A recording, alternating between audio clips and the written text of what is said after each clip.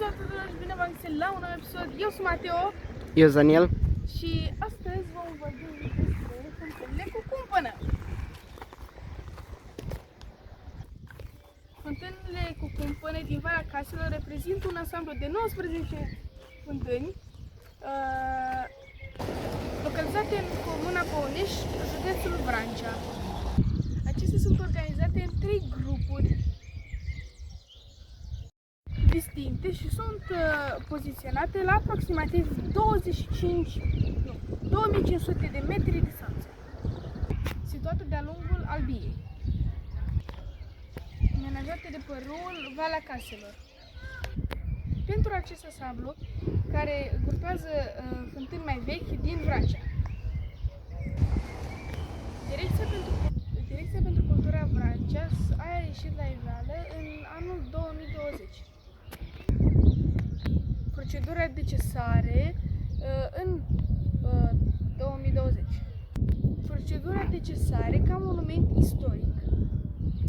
Motivația săpărilor se regăsește în geografia găsită pe dealurile Novăcești, Bostănești și Surlea. Da.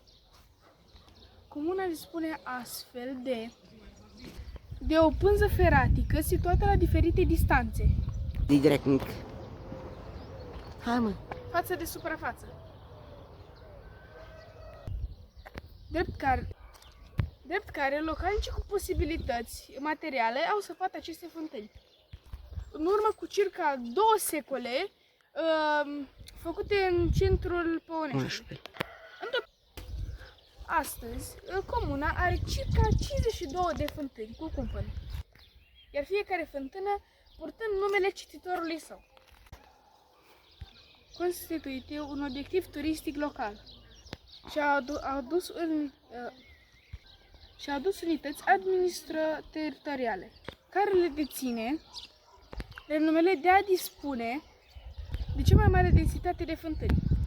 În ce privește istoria, fântânile au fost create în 1918 și au fost circa 30 de fântâni. Există ideea că prima fântână a fost creată a aparținut dascălui Ion Chiriac. Tot de fântâni este legată o legendă a locului. Astfel, de fântână cu cumpănă. Astfel, conform acesteia, vine numele comunei. Numele comunei ar fi provenit de la o turmă de păuni pierdut de boierul Țifescu din Domnești, care boier ar fi găsit în zona fântânilor și de aici vine numele Păunești. Conform unei opinii populare, pe plan local, cu motivația de nevoie de apă.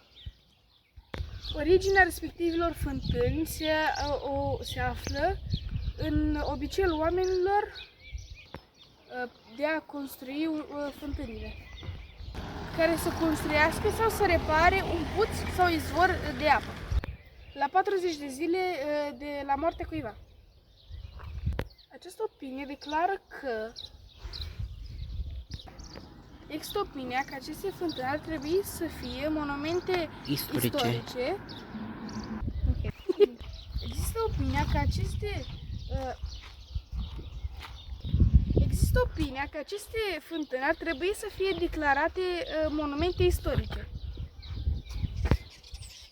și că ar trebui trecute pe stela comunei. Un simbol al acesteia. Proiectul în care ele ar trebui să se transforme în monumente prevede. Acesta include asemenea prevederea unei case vechi în acest monument. Asta a fost episodul de azi. Noi ne vom vedea data viitoare. Să nu uitați să dați like și subscribe. Eu am fost Mateo. Eu sunt Daniel. Și ne vedem data viitoare. Pa!